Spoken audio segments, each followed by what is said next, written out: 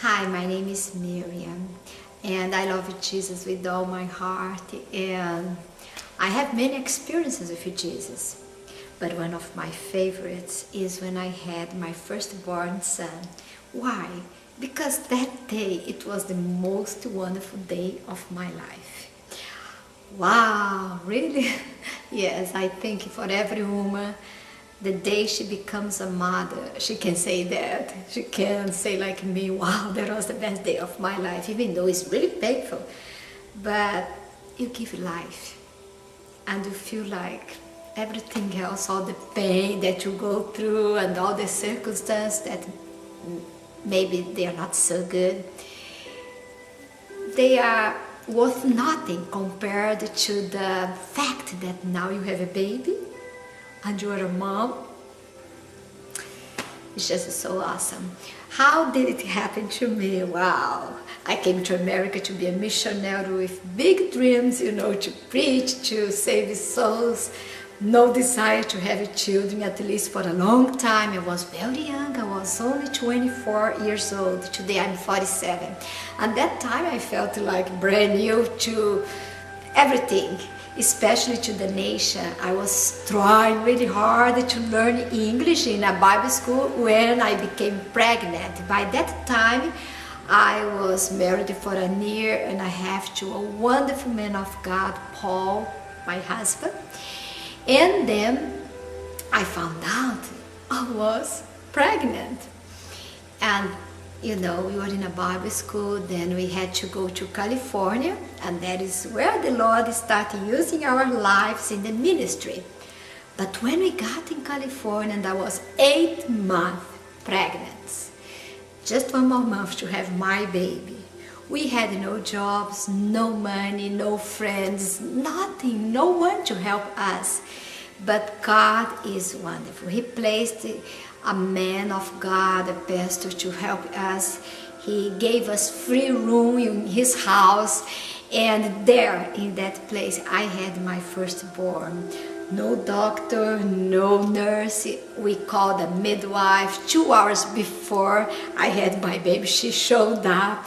It was so painful, it was so hard, and besides we had all those facts against us. That once I told you, no money, no job, just new in California and not knowing anything how we're gonna survive now with this newborn.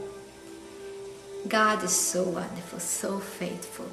I remember the moment that Daniel was born. I looked at that baby and I just thought about Mary.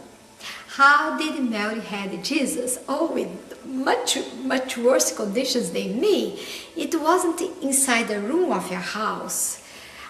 And she didn't have any kind of help at all, just her husband. It was in a filthy place of animals.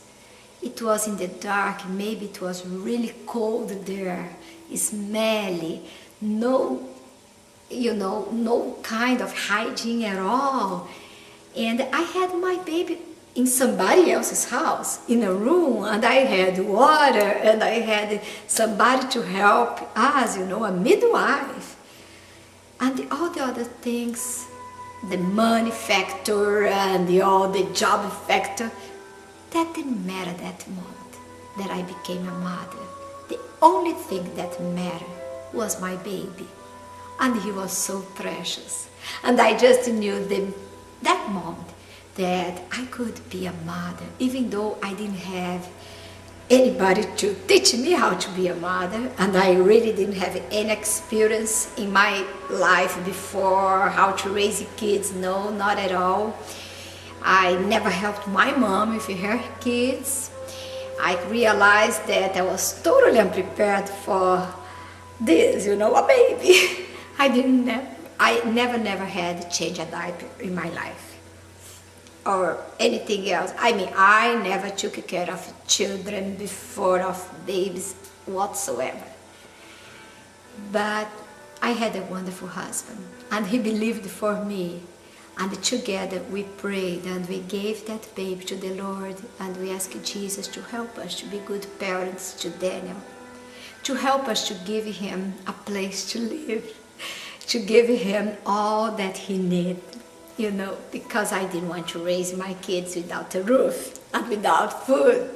Not at all. God not only provide that for Daniel, but today Daniel is a student at Yale University.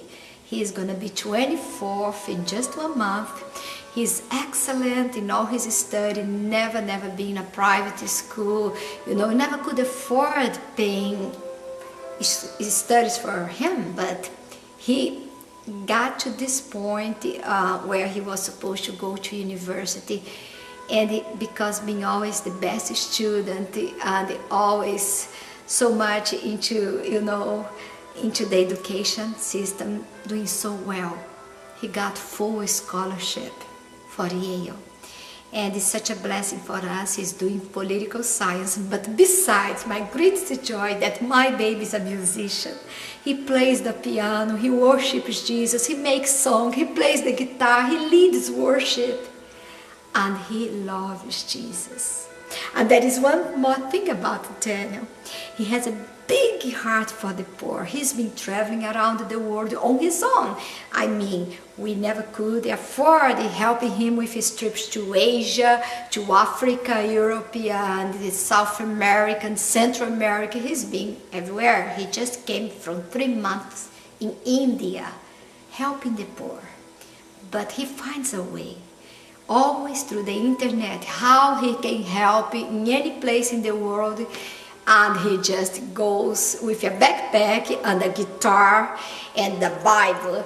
And this kid that right now is going to turn into 24 years old and has been traveling all over, he's been the greatest blessing in my life. But besides Daniel, oh, I could speak for hours. The other baby God gave me 2 years later was Joshua. I'll tell you about Joshua in the next tape.